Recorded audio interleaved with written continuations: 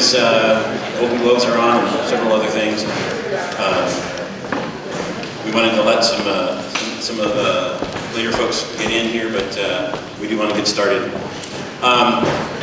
Thanks for coming. We are the newly created Strawberry Community Association. I'll talk a little bit later on about who we are exactly and what we do. The main messages I wanted to get out, though, to start with, is we came up here in August and September of last year, and we talked about the priority development area PDA issues, and we talked about the housing element issues. If you read the papers, you saw that the housing element passed, and if you've read the papers, you haven't seen anything about Strawberry getting out of the PDA. And so you might sort of come to the end of the year and go, well, what was the point? That we didn't do anything. And the most important message is that, it's a new year and there's new things happening, the combat over these issues is not over. We're still fighting them.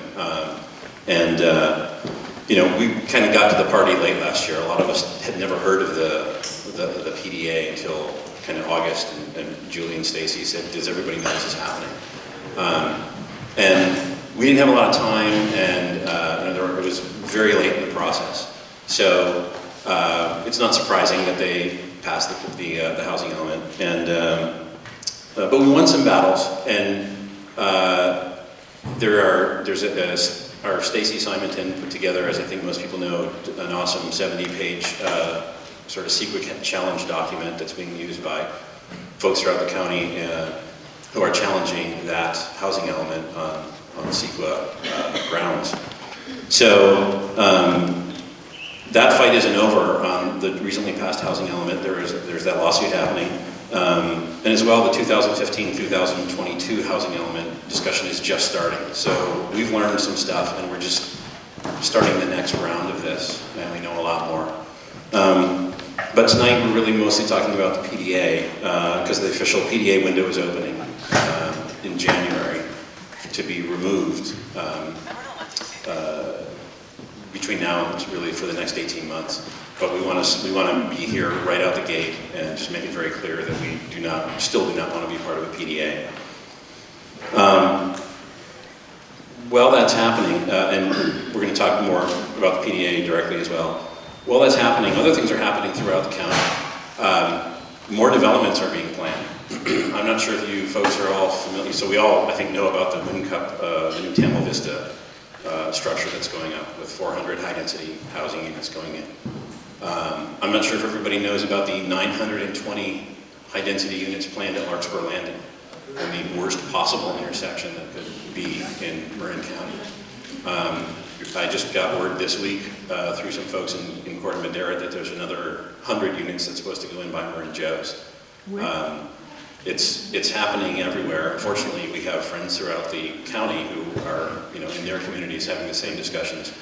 And that's one of the things that's also changed since last year. We know a lot more people, we have a lot more resources, and we're helping each other. They're helping us at the Board of Supervisors, and we're helping them in their conversations. Is this thing squeaking? Yeah. Sorry.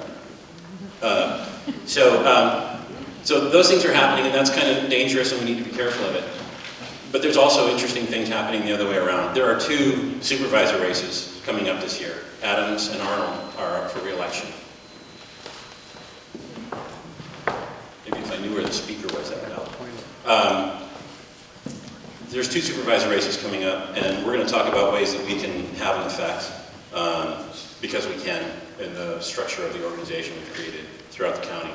But these are countywide problems, and they're continual, and so, part of the message is we're not alone. Part of the message is we've learned a lot, and we're starting the next round of the housing element, and the PDA is still going on, and we need everybody's help to kind of go make that happen. We have three topics tonight that we're going to be talking about. One is what's next on the PDA front, the second one is going to be our featured speaker, Bob Silvestri, is going to come up and talk about Beyond Plan Bay Area. And Bob is the author of a book called The Best Laid Plans, Our Planning and Affordable Housing Challenges in Marin. and was referred to recently in a meeting of very senior people in this discussion as the dean of housing issues in Marin. So he's spent as much time on this as anybody. And then the third part is going to be how we can work together, the newly formed SCA and all of the folks in this room and beyond to make a difference. So the first person who's going to come up and talk is about what's next in the PDA world is Alex Kypriadis.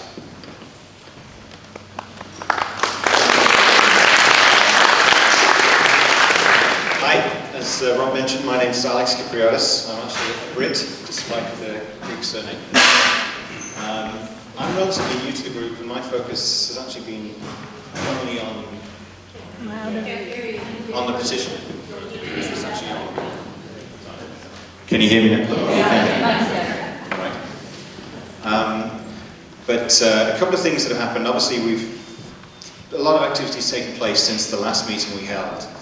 But we're facing quite an active next couple of months. So as we speak to those activities, one of the things we do want to make sure is that everybody is aware of the next steps, the activities, what we need you guys to do, how we can help each other just certainly overturn the PDA designation for strawberry. One of the biggest things that we've done since we last met is we've actually set up the non-profit, and at a minimum I'd encourage everybody here, if they haven't already done so, is to go to the website strawberryca.org and subscribe to the blog. So at least that way you can keep abreast of all of the activity that's taking place, and we can ensure that we have a mechanism to inform the community of what's actually taking place. As Rob mentioned, our focus primarily is that of the PDA designation for strawberry. With the housing element, it's going to affect 2 acres of land on the seminary almost immediately. But with the PDA designation, it might take longer, but the implications for the strawberry community as a whole are probably going to be a lot greater. So really the focus is on whatever we can do simply to get ourselves out of that designation. Obviously the petition is a big thing, and the PDA review actually starts on the 14th of January. Obviously at this point in time we would have liked to have been taken out of, or had the PDA designation removed from strawberry, but unfortunately we are where we are. So we're going to have to obviously contend with that. Supervisor Sears has actually put the strawberry PDA issue on the agenda of the next Transportation Authority of Marin agenda meeting, which is on January the 23rd. So what we're trying to do is get as many people as possible to attend that meeting, because there's going to be quite a large audience, and the point of that meeting actually is to reallocate some of the transport funding, because the PDA designated areas have been changed. If you look at some of the map here, some of the areas that are actually indicated on the map have been removed already. So the bucket of money that's available will be reallocated against those PDAs that are left. What we want to make clear at that meeting is it doesn't really matter how much more money you allocate to strawberry, it's not worth our while being in a PDA. So as many people as possible in turn will be much appreciated. A couple of things in addition to signing up for the blog. You'll probably find on the back of the piece of paper that you have, there's a couple of lines for adding names to the petition. We've made some steady progress on the petition. We have over 750 names on there already. Our target is to get over 1,500, and we have pulled the voter registration list for strawberry, and we have some tactical efforts afoot to make that happen. But in the short term, we really need as many people as possible to go out into the community and to get as many names as possible. That way, when we do start to target individuals per se, it's a little bit easier, it's a little bit more manageable. The reason why we're going after the 1,500 number, the magic 1,500 number, is we have 3,084 registered voters in Strawberry, and we really want to get to the stage where we can hold up a number which represents the majority of Strawberry voters. So there's no ambiguity about how the community feels about the PDA designation. As Rob mentioned before, our concerns about the PDA, it's been referred to as a novel land use, what was it called again? Novel land use designation with uncertain consequences. The concern really is, given the additional legislation that's coming out of Sacramento, is once we're in a PDA, our environmental controls are diminished as it is, and we'll have less say in whatever gets built.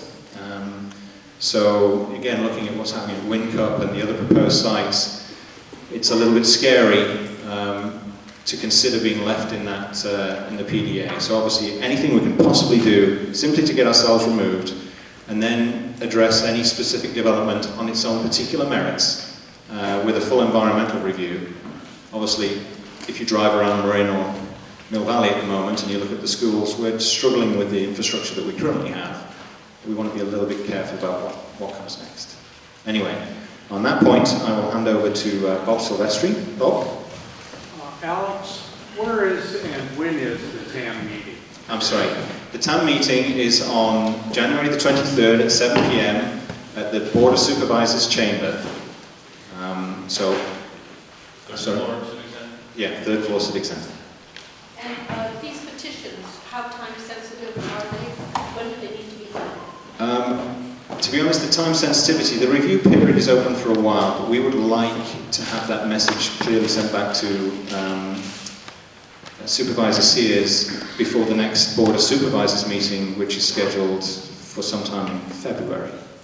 So we would like as many signatures as possible and allow a little bit of time for us to go and do the additional tactical petition work that we need to do in order to get to that magic 1,500 number. So we're gonna come back and talk a little bit more about SCA and the things that we need everybody to do to help on that. But first we're gonna go with Bob and we'll just put all the questions together at the end if we can. Thanks.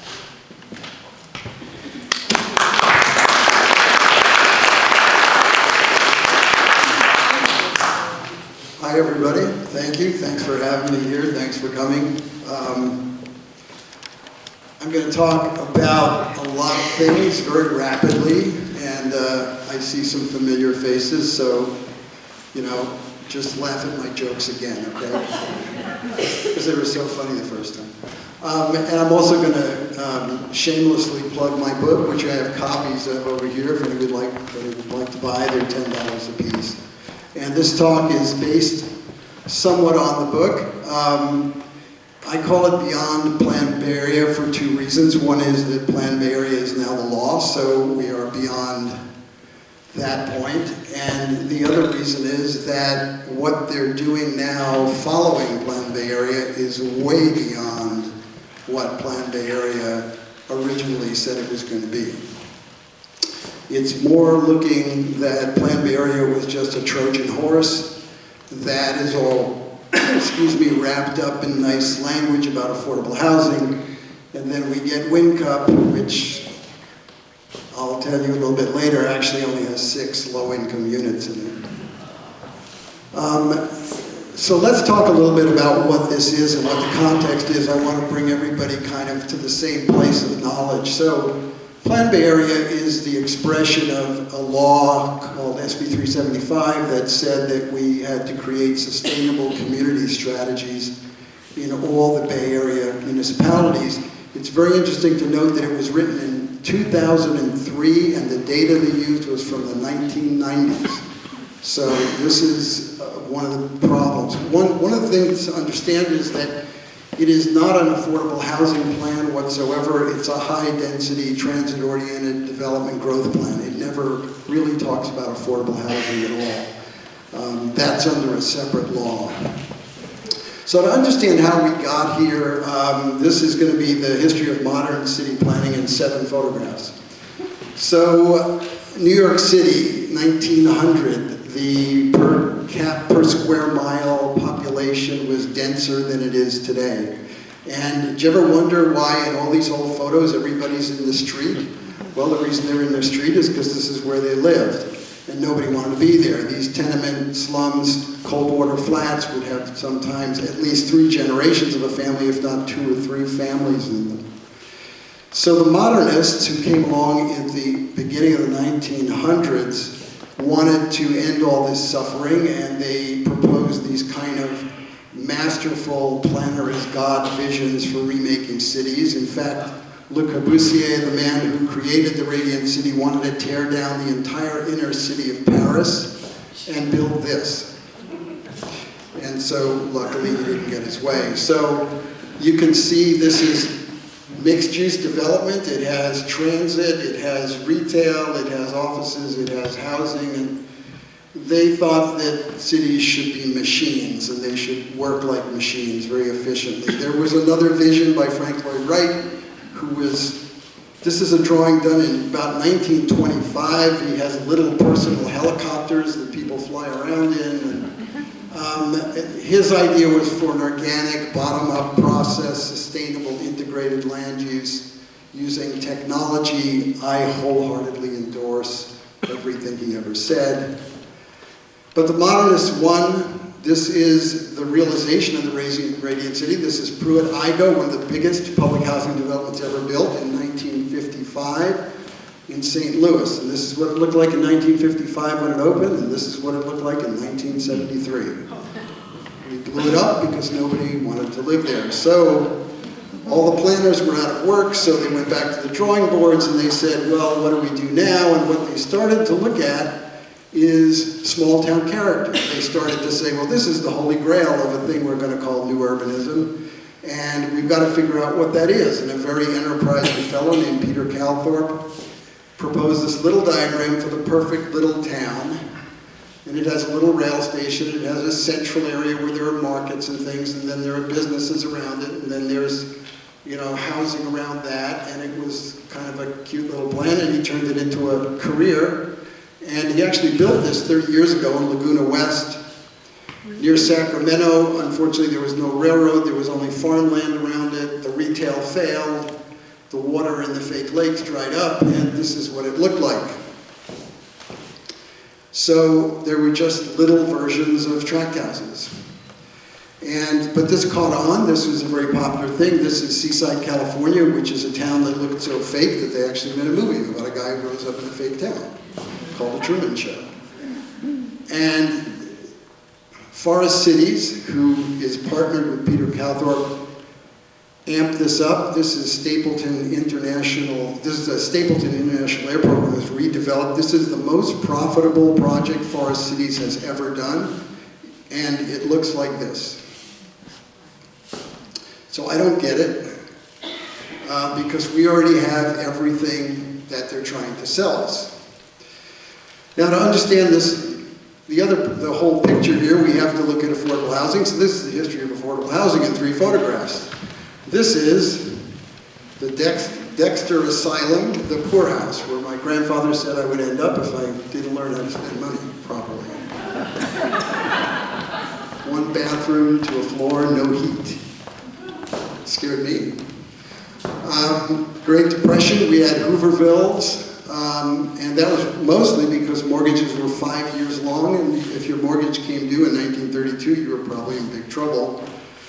Which started the government creating the FHA in 1937, and by 1955, during that period, this was what I would call the golden age of government housing. Most of the biggest projects in the country were all built during that time. Starting in the 60s, Nixon was elected. He basically said we can't afford to have affordable housing programs built by the government. The cost of the Vietnam War, the cost of the Great Society of Lyndon Johnson, and then along came a fellow named Jack Kemp. Jack Kemp, as you may remember, was a quarterback for the Buffalo Bills, very charismatic guy, became a senator, and his whole sole purpose was to privatize all public housing construction, to get his developer friends into the business. And he actually, although there's contention about where this word came from, NIMBY, Jack Kemp actually wrote a report called the NIMBY report, and it said in it that local control is an impediment to affordable housing development. So when I give this talk, I ask people, think about it for a minute. This is a guy who says he's a bleeding heart conservative. Why would he say something that sounds so left-wing?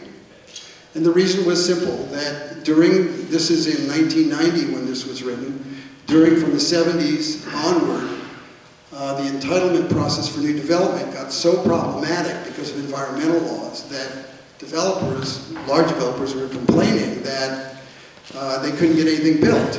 And so the weak link was local government, and if you say that they're the problem and disregard them, then you could get entitled land a lot faster to build on. And that's a trend that started in 1990. This report was signed by George Bush Sr. and accepted as part of the government process, and it's been going on ever since. And Planned Bay Area is actually a direct derivative of this thinking.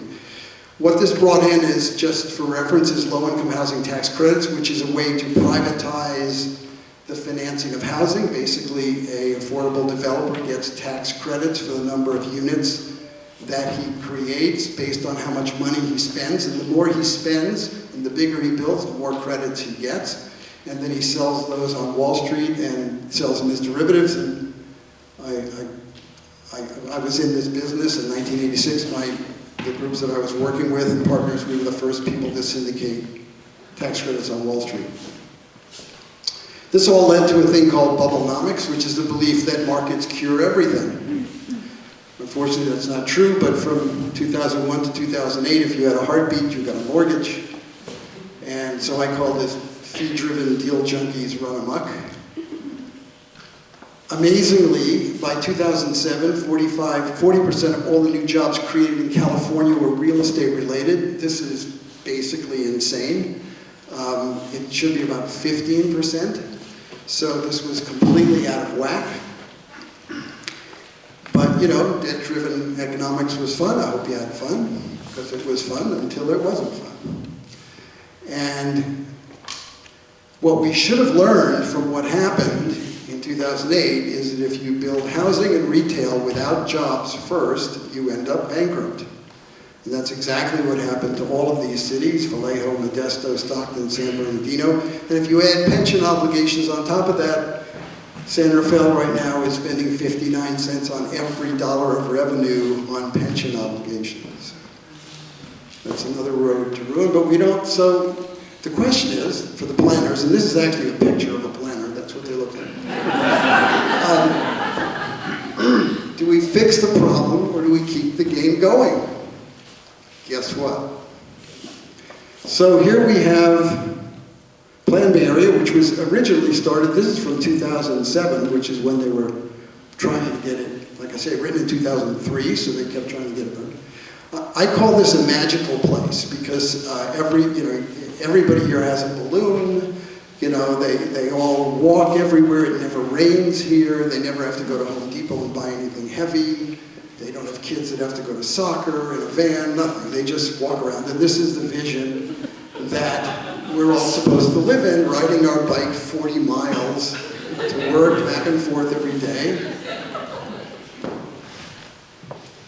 This is called top-down planning, one size fits all. I say that if you spend 15 minutes in the Bay Area in any part of it as a tourist, what you will figure out, the first thing is one size doesn't fit all in San Francisco Bay Area at all. I mean, anywhere you go will just be, everyone I know from the East Coast, his family comes out here and they're just kind of jaw-dropping at the diversity of our population. But this is now the law. And the law now says, and this is what's so difficult here, is it says that 30 units an acre is good for the environment. You know, just categorically, it doesn't matter what 30 units, it doesn't matter how big, it doesn't matter who lives in them, it's just good for the environment. And I call this the greatest marketing line ever, and the only line I've ever heard better is for an erection lasting more than 4 hours, call your doctor.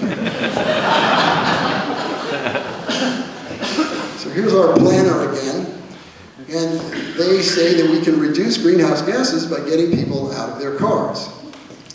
Well, If you use science from the 1990s, that might work, but here's the reality in Marin. The reality is that all of these kinds of driving are unaffected by planning.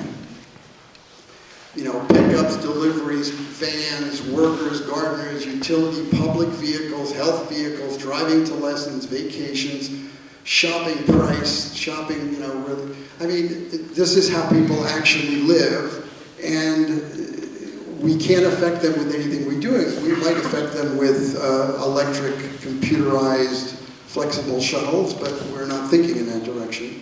The other thing is people don't live where they work. People choose to live, as anyone who's in the real estate business knows, based on what's good for their family, the schools, the lifestyle, the cost, and people work where they can get a job, and they change their job all the time, and in some families, three people in the family have jobs, and they're changing jobs all the time, so they're certainly not going to move every time somebody changes their job.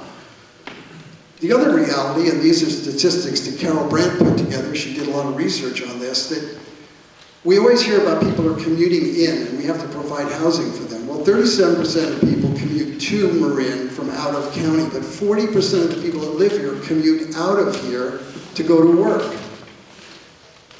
I don't get it. I mean, well, you know, should we pass a law that if you live in Marin, you can't work in San Francisco? The other thing, as I said, is that Plan Bay Area didn't use any statistics and any science that's current. So the new CAFE standard says that cars have to get 54.5 miles per gallon. If you use the stuff from the 90s, cars were getting 21 miles a gallon. It makes a huge difference on greenhouse gas impacts. And in fact, in places like Marin, we are one of the leaders in this country in adopting hybrid cars. There are more Teslas in Mill Valley that I think we have cornered the market on Teslas. All this technology exists, flexible. They have taxi cab companies in Oakland that use computers to figure out exactly where the taxi has to go, so it's the most efficient route and picks up the most number of people.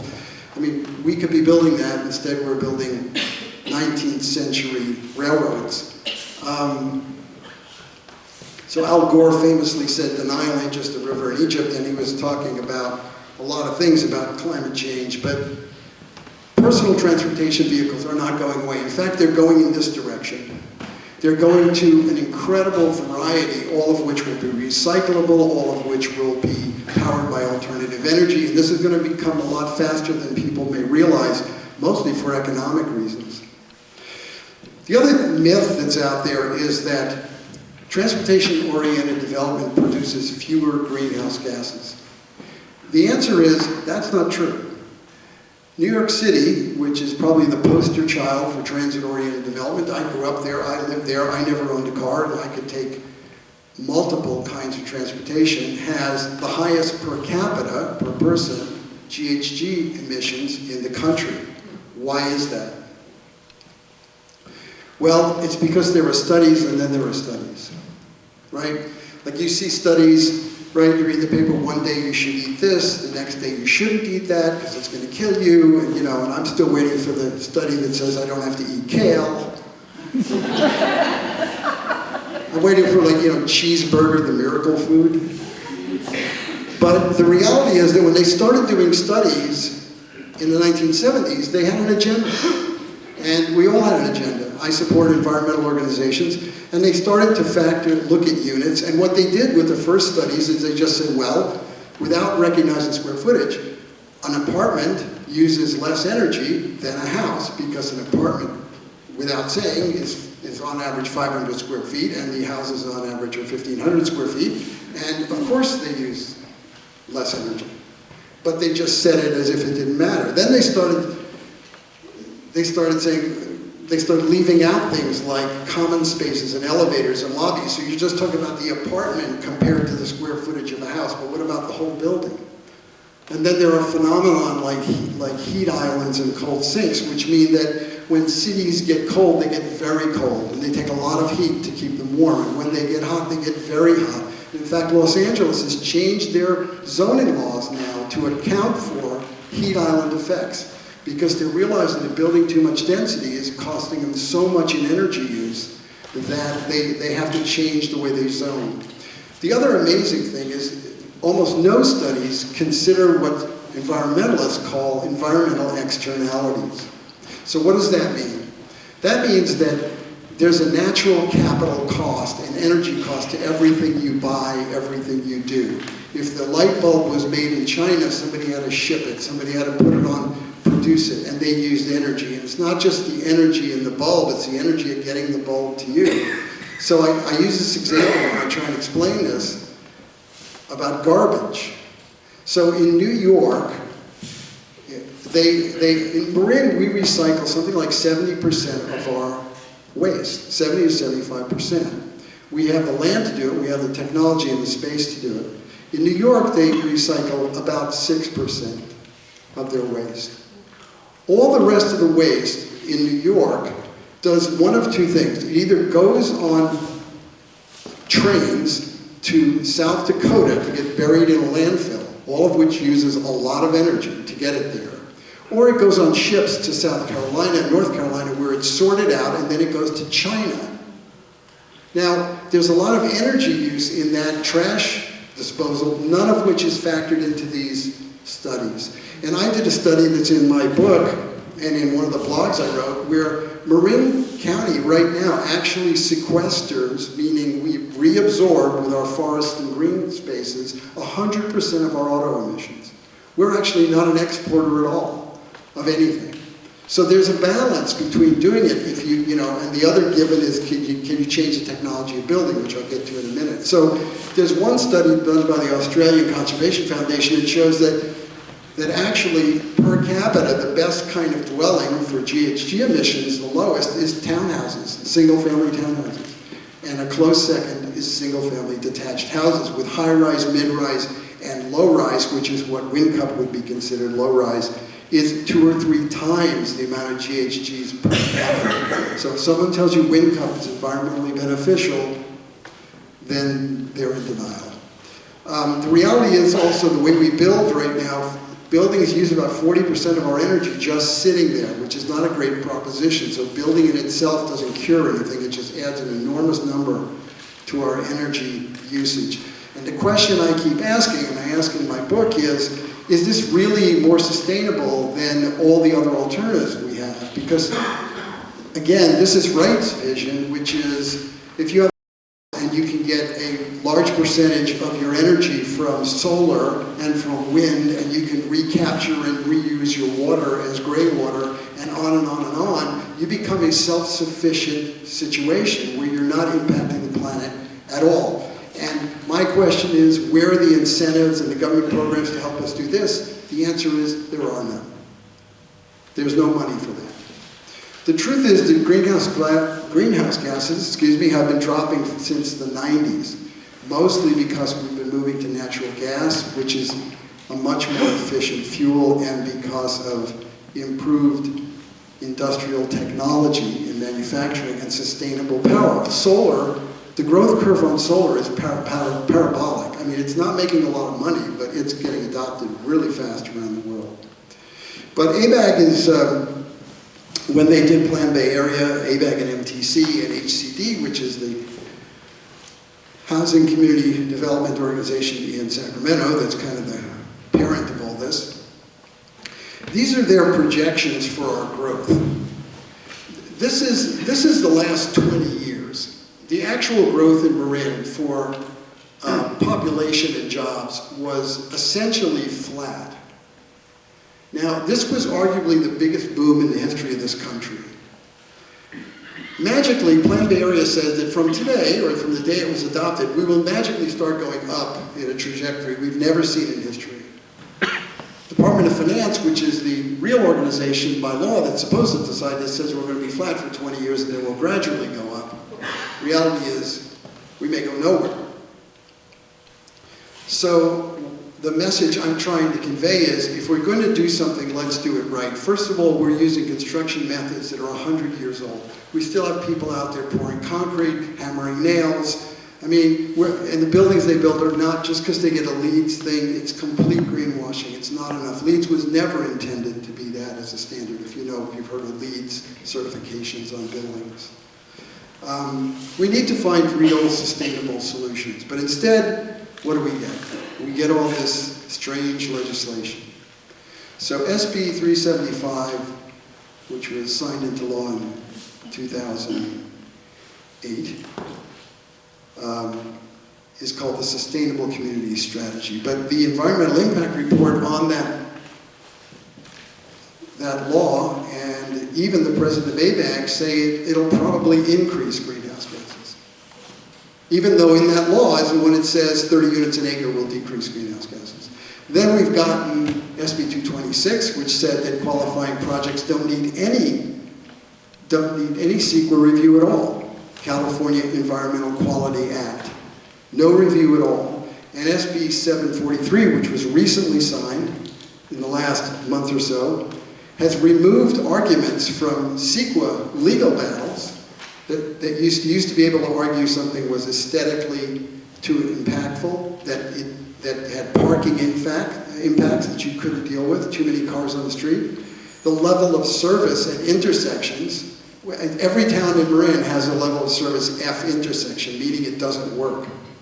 And that's no longer an argument.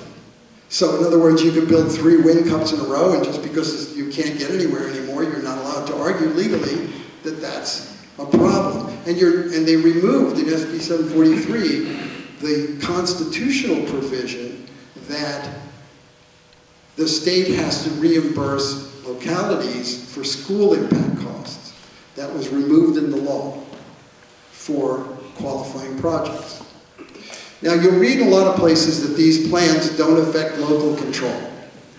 Well, it says that technically, but here's how it works. The state hands down this regional housing needs assessment, a quota. It says your town has to build so many units, or zone 4, I should say. So the state has to approve the housing element that's being done. You guys went through the housing element. They have to approve it. So the housing element, though, turns out to be part of the general plan. And in order to get an approvable housing element, you have to conform to that quota, which means you have to conform your general plan to that quota and change your entire general plan for your town. So this little housing element piece of the general plan drives the whole plan, and you completely lose any control over the density and planning of your city. So when we talk about all this growth, how are we going to pay for this? And every idea I've read so far is about regressive taxation, which means people who have the least pay the most percentage-wise. One of the proposals is a $75 per document fee for every document related to real estate recorded at the county level. To create $1 billion slush fund in Sacramento, none of the money in that fund goes to the county to reimburse them for collecting this money, and there's no oversight on this fund. This is still being proposed. They're talking about raising gasoline taxes they think we won't notice, to directly fund high-density development. It's ironic. It's kind of like, well, gas is so expensive anyway, no one will care. They're talking about what they're calling fiscalization of land use, which basically is tinkering with Proposition 13, which would be a rate hike on local business. That's their first target, and the elderly, who are exempted in some ways now, and use that money to pay for affordable housing, which means to subsidize developers. Here's another idea that they have that was actually in Plan Bay Area. It was option 5, so it's going to come back in 2 years, which is the farther you live from the PDAs and the zones they want you to build, the more you have to pay to build or substantially remodel your house. As much as $12,500 in fees, all of which goes to subsidize projects like Wincom. They've got the same proposal for businesses.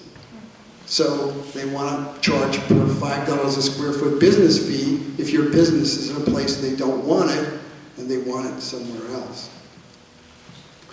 Probably the most absurd law that's being proposed is SB 2173, which was in Plan Bay Area, Alternative 5. And that is to require everybody in the Bay Area to put a GPS device, go out and buy and install a GPS device in your car that they can track you 24/7, and they can charge you for every mile you drive within the Bay Area. This is a proposal. I mean, I've been saying to people, the only saving grace here is that too many people are having affairs to allow this thing to pass. But the politicians will exempt themselves, and that'll, eliminate half the people chief. So is Plan Bay Area solving the problem? And the problem is affordable housing for existing residents who are most in need, who need to stay here. The answer is no. These are the kinds of housing that we actually need in Marin, in various places.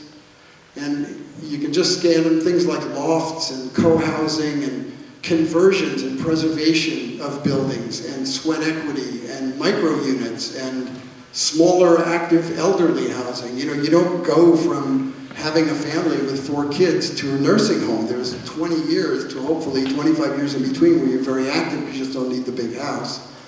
And on and on and on. The answer is, under the ABAG and RENA process, none of these are considered. Most of them are not even counted, even if you build them. And where's the money in the programs to maintain the affordable housing we have? Golden Gate Village, for instance, in Marin City, has the worst maintenance record of any public housing project in the state of California. It has admitted, the head of the housing authority admitted to me it has $26 million in deferred maintenance, which means it probably has $36 million in deferred maintenance. The answer is there are no programs. There's no money. And then we get this. So all of this at WinCup, 180 units, 190, 180 units. But under the tag of affordable, which there are 18, what you have to understand is there are units that qualify as affordable if they're 120% of mean income. In Corte Madera, that's $115,000 a year in income. That's an affordable unit. We're subsidizing. Okay? So there are people who are getting subsidized units that are making more than the average person in the town. There are 100% median income units. They qualify. 80% median income units. Then 60%. Then you get down to 30, 35%, you may be talking about people that work in retail. Maybe. But, if you work at McDonald's, you make $18,000 a year, not $35,000 a year. So, and there are only 6 of those. This entire thing, this multi-million dollar, hundreds of millions of dollars, is to build 6 units. There's got to be an easier way. Now, we do get tax-exempt developments that people like, even though this is San Clemente Place. It doesn't pay property taxes for 55 years. But the problem is that Corte Madera has told me that this project has a burden of almost 2 times a normal project in its upkeep and costs and maintenance. And so, who's going to pay for this? How does the city economically sustain itself when the developer's getting tax exemptions and credits and density bonuses and subsidies and on and on and on? It doesn't make any sense. The other problem is that in places like Marin, I call suburban or what's called ex-urban areas, meaning you're not sure which they are. 90% of the opportunities we have for affordable housing are small infill, mixed-use, rehab, conversion type situations. No developer will look at that. If you can't build 40 units, you cannot afford professional management, so you're not going to look at it. And all of our opportunities are for 5 units, 10 units, 12 units, 18 units. No developer wants to look at that. And guess what? That's why there's no tax credits, no programs, no exemptions, no subsidies, nothing for individual property owners that might want to do the right thing. Now, some people think this is all a big conspiracy. I worked with people in Washington for years, and I came away feeling they couldn't be inspired to have lunch. But the real problem is that what we're dealing with is all these agencies who have a say in this, and there are many more. We're dealing with unaccountable and unelected staff in these joint powers authorities. We're dealing with very, very aggressive developer money. And we're dealing with a lot of ideologues who are pushing really non-scientific outdated agendas, and there's no real public input whatsoever.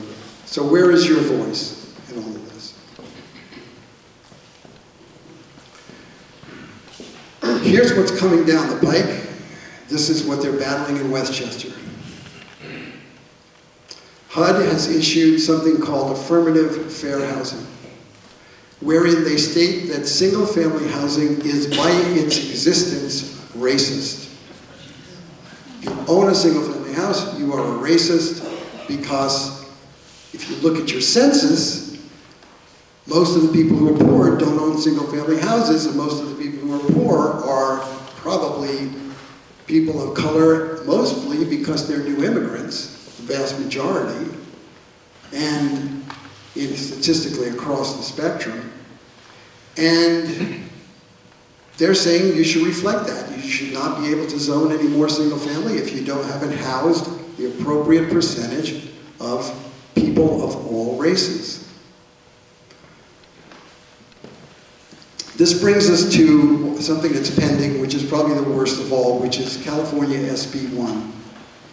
Darrell Steinberg, who brought us SB 375 and who brought us Plan Bay Area, who is a senator pro tem, I guess. No, he's not pro tem, but he's a senior senator, and he's in his last term. This is his baby. He really wants this through. By the way, Mark Levine voted for it. Just if you think he's representing us, forget it.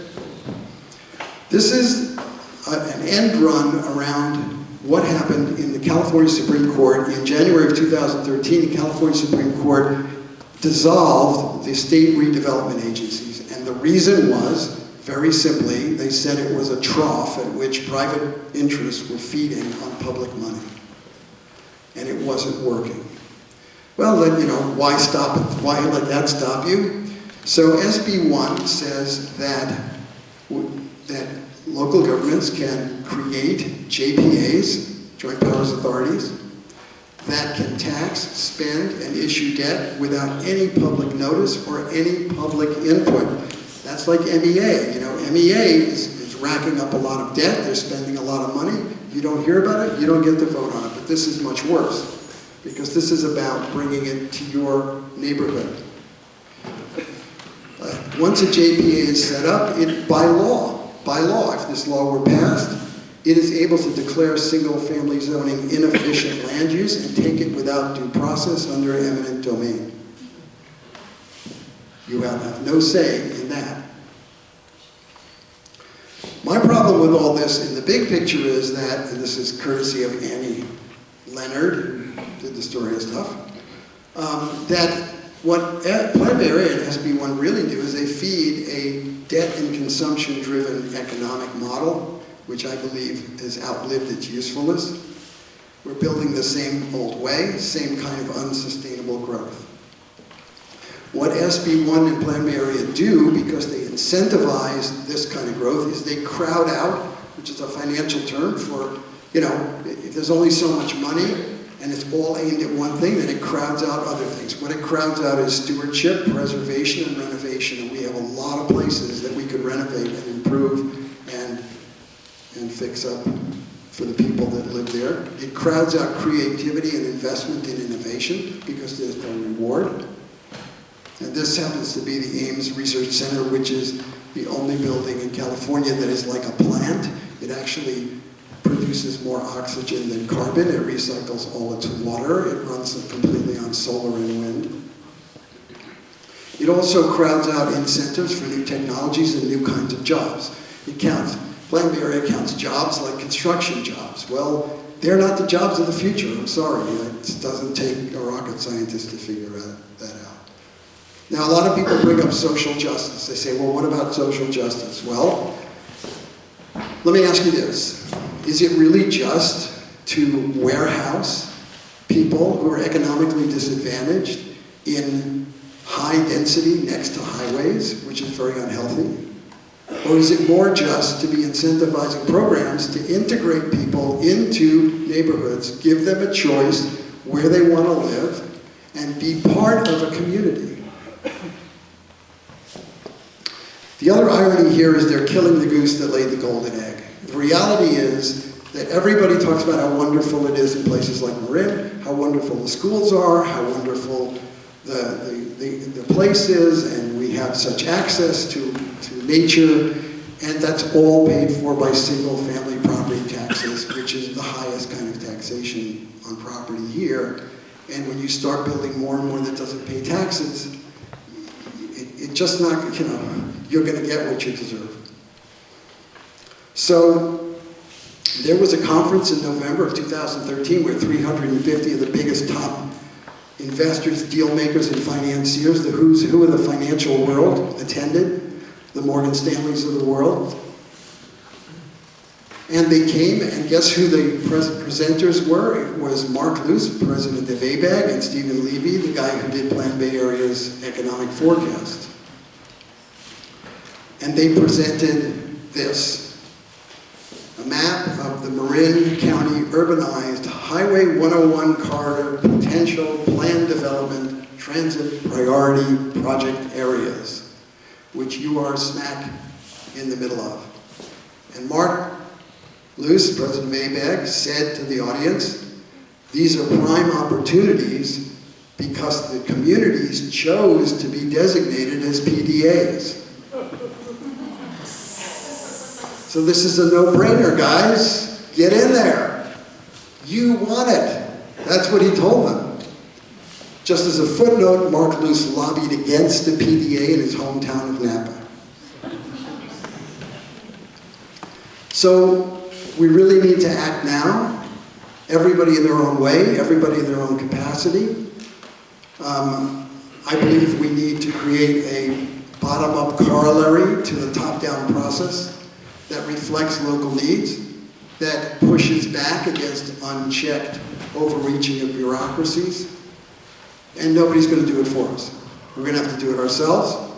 We're going to have to do it ad hoc in any way we can. There's a petition going around to not be in the PDA that I hope you're all signing in Strawberry. There's a petition for term limits that's here tonight. I think that's a good idea. It's not perfect, but it's a start. It sends a message. It's important to send messages to politicians because the definition of a politician is somebody who finds a parade, gets in front of it, and takes credit for it. So it's got to be our parade. So thank you very much for listening.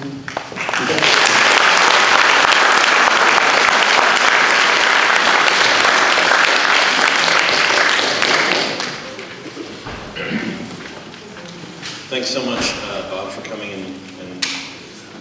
and outlining this and kind of framing the next part of the conversation. I'm going to try to, I can see it's a little bit after 8, so I'm going to hopefully whip through this pretty quick, but it's, it's an important setup for what it is that we can do and what it is that we have to do.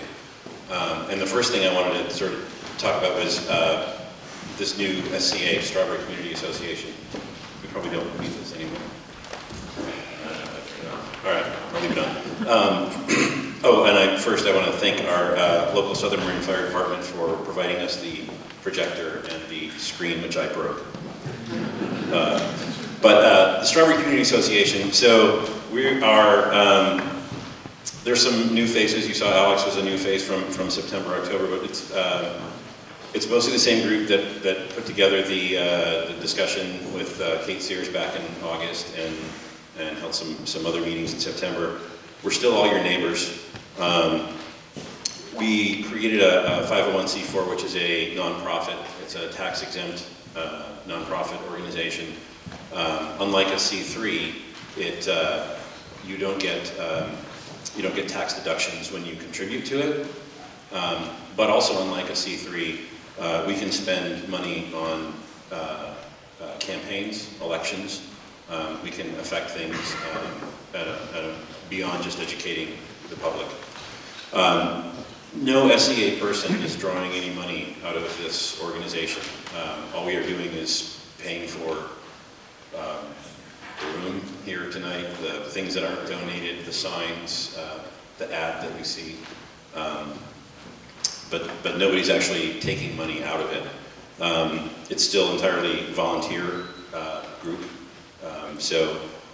And one thing that I wanted to say is we don't have a political affiliation. we're not, we have Democrats, we have Republicans, we probably have a Libertarian in our midst. I don't really know. I think we're all just kind of bound together by, and we're not trying to fight Agenda 21, and even what Bob's talking about is, scares the crap out of me. All I can do is, what we want to do is get our local elected official to stand up to that and preserve this thing that we have. And that's kind of the goal of what the SEA is about. We've had different kind of discussions about housing elements and PDAs and whatever. And when you back up, the main thing is we want to keep Strawberry the mixed, diverse, accessible, but natural place that it is that draws us here. It's easy to get to, it's really convenient, but it's still beautiful. It's our own little piece that I think, when you look at that giant map and you look at West Marin and you say it's undeveloped, but we have lots of beautiful nature stuff around us as well, and we want to preserve that. And we want to avoid becoming the long-term county designated place for development. I mean, I didn't realize that Mark Luce quote, it's ridiculous, really. So we don't want to be the place where, and I think we sat there, and I think for those of us who went and talked at the housing element discussion at the county, one of the things that people kept saying was, this has been in place since 2007. Why are you complaining now? And we don't want to be here in 2015 when they change the laws or they do whatever it is they're going to do that they're saying today they're not going to do, because they will. We don't want them coming back and saying, but you've been a PDA, since 2013. Why are you complaining now? We need to make it happen today. So we want to keep Strawberry what it is. We want to connect to 75% of the 5,000 residents of Strawberry. We want to be the voice. I am a little disappointed. I'm so grateful for all of you for coming out on a Sunday night and missing the Golden Globes, and we won't tell you any of the people who won. But I really want our community to come together around this and be active, and that's why it's so important to have a petition. Virtually everybody, Julie might talk about this more, but virtually everybody who has gone out and asked people to sign the petition, I think the only thing we've heard is 2 people said, I need to do more research. Nobody said no. Almost everybody said, yes, I've heard this and I want to sign it, so please take them and get your neighbors. We want to stop the immediate PDA designation by following Bob's rules of things that we have to do, starting with making noise, and the ad is one of those. And we want to engage in the political process, and we want to support the legal process. So the lawsuits that are stopping things, and Bob is saying that Plan Bay Area is the law and it's going on. Yeah, but there are people who got a lawsuit going to stop it. And the housing element got approved by the Board of Supervisors and got certified by the state. But there's a lawsuit of people trying to stop it. We want to help that too.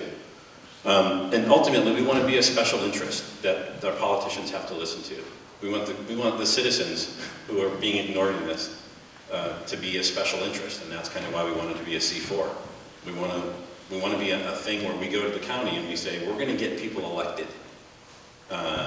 So we can elect you or we can elect someone else. My wife asked me today, where does this money go, other than spending it on talking to the community?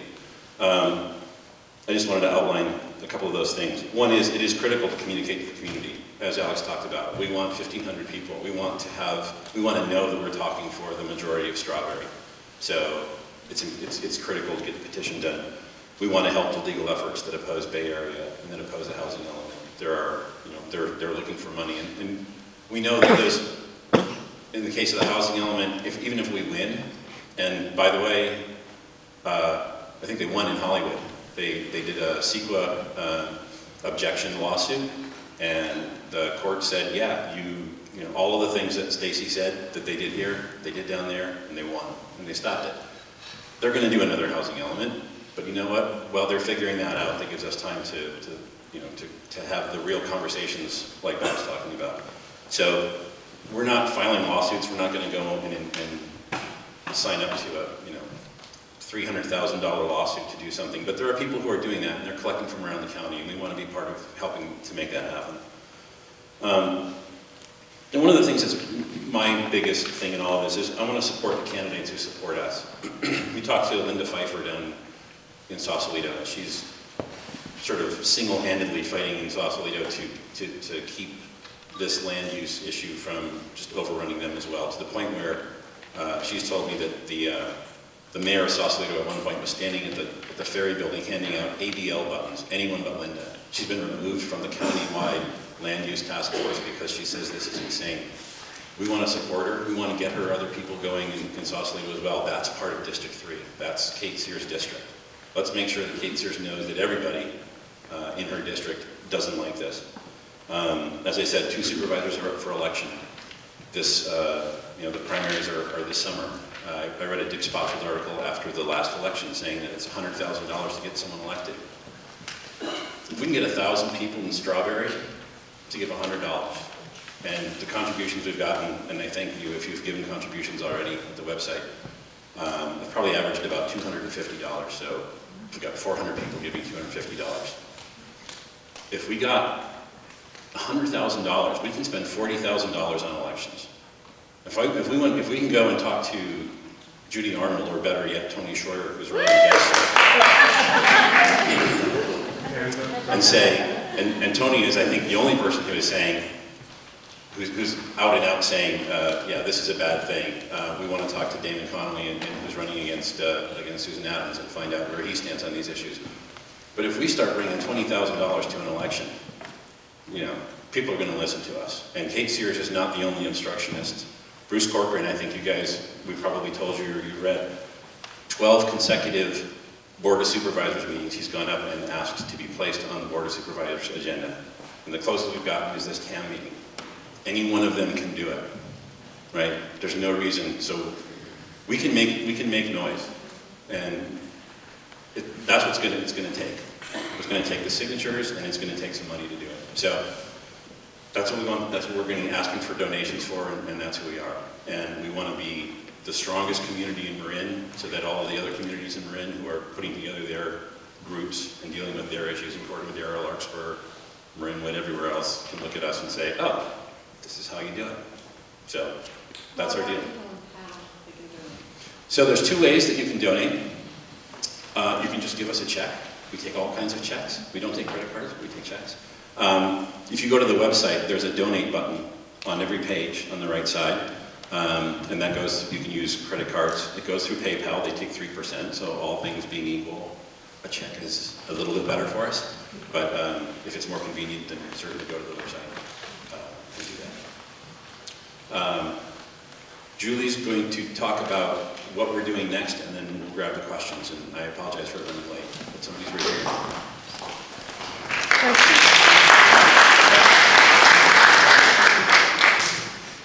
Did you have something real quick, or did you want to wait till we're done question-wise? I had a question. What is your process for input from the community? Sorry, the question is, what is our process to get input from the community? So that's a little bit larger. I'll answer quickly, and maybe we'll go into it in a little bit more detail.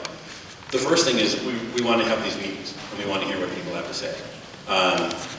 We're not sort of a general purpose. We're not a property owners association. We're not a neighborhood association. We have an intent and a purpose, which is to preserve what we think is happening in Strawberry and to support those who are supporting us. We're not general purpose. So if the answer is, honestly, if the answer is somebody puts up a, yes, Strawberry would love to be in a PDA, please develop us like Matt and put a lot of money behind it, and we get 3,000 signatures of people in Strawberry, I will be the first to say, well, that's what people want here. Seems crazy, but okay, and I'll move because I don't. But we're assuming that because we've got a lot of people saying no, and I haven't seen that yes to a PDA petition, that I don't think we're. What about as you pick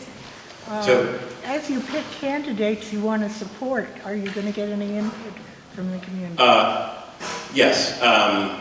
It's usually fairly binary, and we're not going to support somebody who isn't clearly determining that they're doing, supporting what we're saying. People who aren't declaring, we're not going to support. But let me get Julie up, because people are starting to leave a little bit, and I want to make sure that we get the action items of what we're going to ask people to do. Thank you guys. And hot. Anyway, I just want to reiterate, I know a lot of people are here late on a Sunday night, and I want to thank you all again for coming and tell you again that we need you to leave this meeting, and we need you to be motivated, hopefully by what you're reading in the paper. If you walk around this room, if you have time to look at what the people in this room and the people who are members of Strawberry Community Association are doing actively every day. They are writing letters, they are taking out ads, they're showing up at the Board of Supervisors meetings and demanding that we be listened to. So again, just to reiterate, we want you to go to the website. If there's anybody here who's not online, if it's just not part of your bailiwick, come approach myself, Rob. We'll figure out a way to get you connected and make sure that you're receiving the information that we're sending out via the website. But it is going to be our clearinghouse for keeping people in touch. We can update it. If the Board of Supervisors meeting changes time, if it changes location, that information will be on the website. So we encourage you to sign up for our blog and stay connected to that, and then look to that information for where we need you to go and what we need you to do next. We do ask that you donate if at all possible. I don't need to beat that other than to say thank you in advance.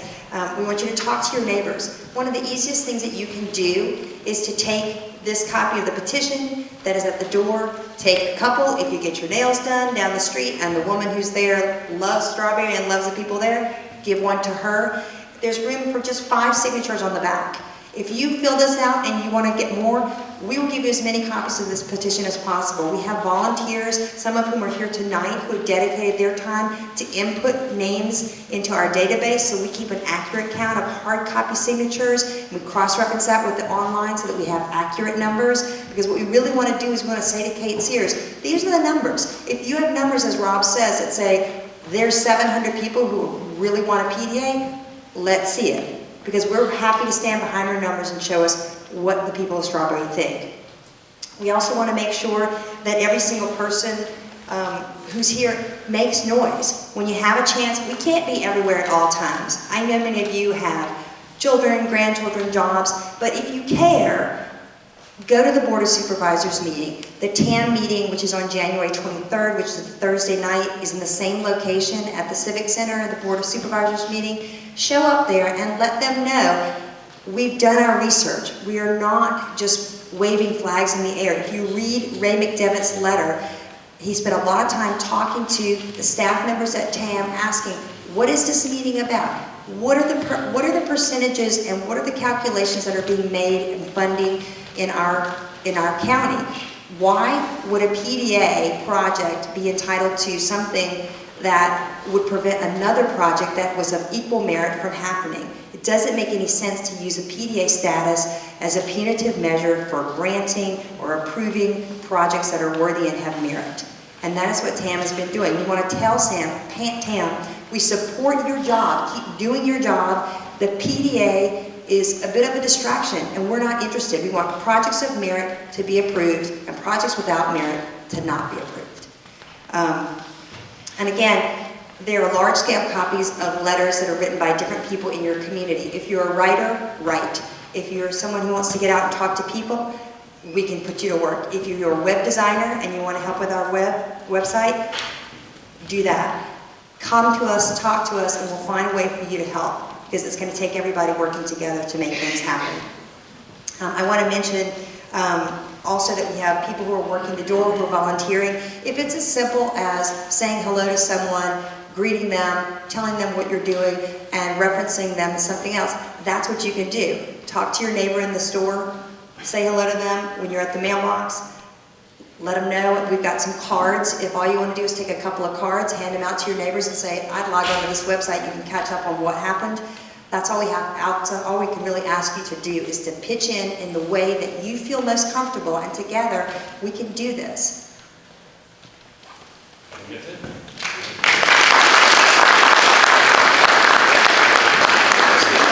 The last thing is questions, and thanks for coming.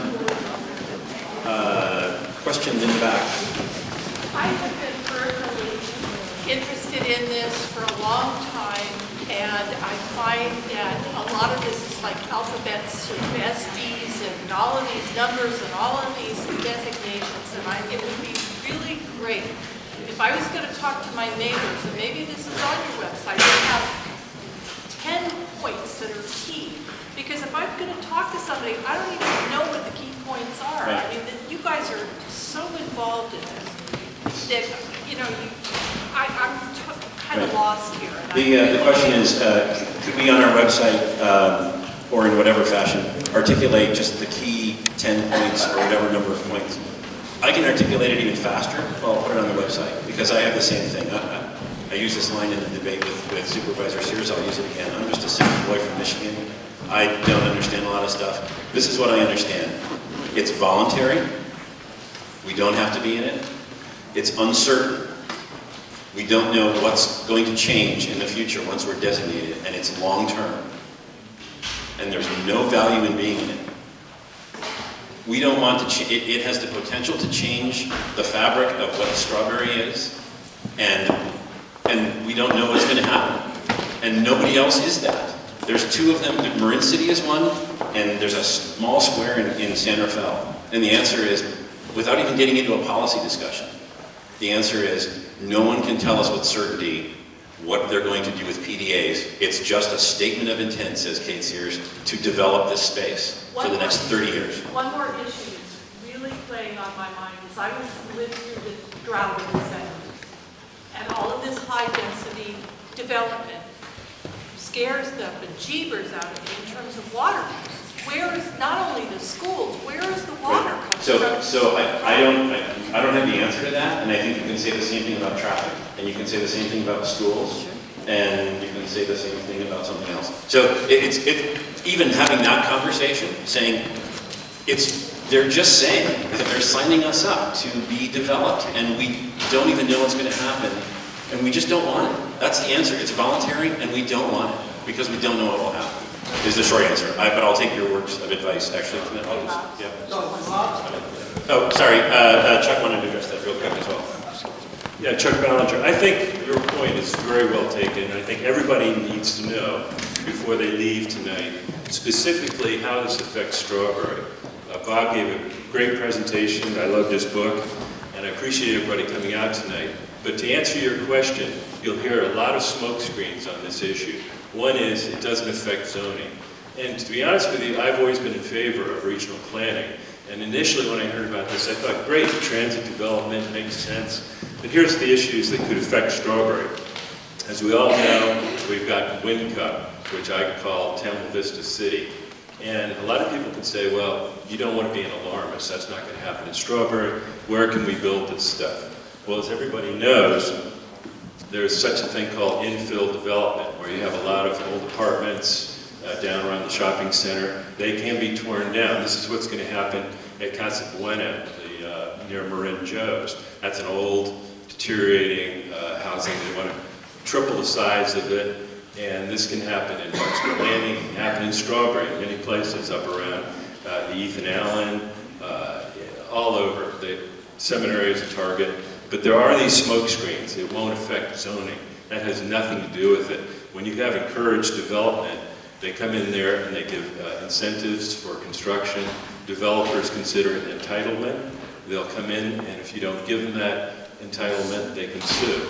And these are threats to our area. So specifically, there are a lot of components that you need to know if you are talking to neighbors that this will affect our area.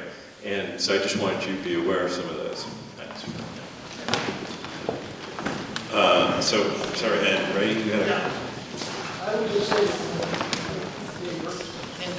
and anyone else, you want a really nice summer list. Two things that are up on the wall here that you might read. One is Chuck Ballinger's op-ed piece that appeared about a week ago in the IJ. It's down on that wall. And the other is full-page ad is through today's IJ. And it's on that one. And those do a good job. Common language, not a lot of complexity, but they tell you why people should do this. Are those on your website? So we can download them and give them to our neighbors with this They petition? will be. They will be? So for those who couldn't hear, Ray's point was read the piece that Chuck Ballinger wrote in for the IJ and the ad that was in the paper this morning, and those are good common language ways to express our concerns. And there's, I think we have one here and then one here. I was just wondering, I attended the Board of Supervisors meeting a few months ago, and there was a nice turnout from Strawberry, but also from Tam Valley and everything. Since that time, I understand Tam Valley, Almonte area has been excluded, correct, from the meeting? They were actually, I think, excluded before then, but yeah. Okay, so I'm wondering why the discrepancy between Strawberry, Tam, and Linwood. What did they do that we didn't do to get that erased from our premises here? To really know the answer, we have to be in the heads of the supervisors. I believe there is although I wouldn't swear to it, there is a professional courtesy where each one of them raises the question of their own district issues. So Supervisor Sears got put on the agenda Tam Almonte coming off. I think in the case of Tam Almonte, it's just, even to put it in there is staggeringly stupid. It's obvious to everybody that traffic is beyond intolerable, and frankly, making a traffic argument in Strawberry to get out before Tam Almonte got out would be something I would have a hard time keeping a straight face with, because theirs is clearly worse than ours. And they have a number of other issues. In the case of Marinwood, it's not clear. There's certainly a school of thought that says that the recall that they instituted had an effect on Supervisor Adams' decision. And we've talked about a recall here as well. It's expensive, it's very uncertain. Losing it is not good unless you can do that threat. I would rather than doing a recall, let's just start with the exercise of becoming that special interest we're talking about and saying, we're going to get your cronies out this time, and then our friends are going to help get you out next time. And why do we have to go here? And really the discussion, I think, hopefully can be a much more mature, unpolitical discussion because of the things that we're talking about. Everybody wants out. We are now aware of your chicanery. What is our cause? The traffic issue there, other than saying Strawberry Point, we don't want it. What are the points that we want to make that are valid in the eyes of the Board of Supervisors? Well, you just said it was voluntary, right? My first point is, yes, it's voluntary, and you're volunteering us, and we're saying no. And if you're going to force this on us, there are larger questions about just developments in Marin in its entirety, which is all the things I just raised: traffic, water, schools, and things that, as Julie was talking about, things that people can volunteer for. We have a rudimentary understanding of the schools issue. Here's what my research has told me, and I might be right and I might be wrong, and I'd love for somebody who's really more familiar with school finances to tell me this is wrong, and go find the real answers. I believe they've passed a bond, and it funded the reconstruction of Edna McGuire, and it's part of a long-term plan to enhance this Mill Valley School District schools. The way it stands today, the schools, every school is beyond the capacity of the post-construction outcome for that school on bonds that they haven't even put before the public. We have to vote the bonds in, raise the money, do the construction, and at that point, the school capacities will be less than today's school population. How we can say we're going to go designate Strawberry as a development space, as one of 3 development targets in the county, and do it in an affordable housing way that's not going to pay for schools is beyond me. So I would love for somebody to actually sign up with Julie to say, yes, I know about the school stuff, I will put that research together and make it bulletproof. So I think there's a ton of those things. Ultimately, though, the answer to the question of it's hard for me to get in a policy discussion is we don't want it. So, there's another place that we need to think about, and that's the water districts. I've been making some queries, and in the drought, we're all concerned whether or not we're going to go back to bricks in the toilet. Many of us lived through that and the very bad jokes that are here again. And the water district is certifying the availability of water for these huge projects, including Larkspur Landing. So one of the places we need to also be putting pressure is on the water district. That's point one. Second point, tonight I got a survey. I live in Corte Madera. We're living with the wind code. We're here to support you guys. We think it's terrible what's happening with you. So there's a few allies in the room to help you. But we're getting calls already to pass the next bond for the schools because they don't have enough money to accommodate the wind cut kids. Where does it stop? So we've got to go to school boards. We've got to go to the water district because they're handing out permits. We built our home in Corte Madera 23 years ago. We were held up for 7 months for one house, and yet they're going to certify for all these new developments. We don't get it. Thanks. Yes. Marty Buckwinger on Richardson, a design review member for 17 years, and on the committee, Strawberry was the first one to have a community plan. So this, in effect, in my opinion, negates a community plan because the sequence limits will be diluted if not expunged. And Strawberry is unusual in that we have a very high ratio of multiple units to single-family homes. So we're the first community that should be exempted on that statistic alone. And I think if you put that in the mix of concerns, I think that's very effective. So thank you. There's a thing I'm going to have posted on our website also shortly. Sorry, I'm a volunteer too. I don't pay for this.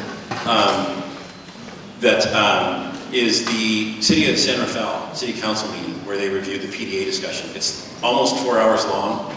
I worked one day and just had it running while I was working, and it was very educational because it was a process that should happen. They each took their turn talking, they had their opinions, they raised their concerns, they opened it up to the public. People came and articulated the financial issues. I mean, all of these issues would be raised. This is our concern. Bruce Corcoran is trying to get us in front of our city council equivalent, the Board of Supervisors, and has been asking for weeks now. We've had the debate with Kate Sears.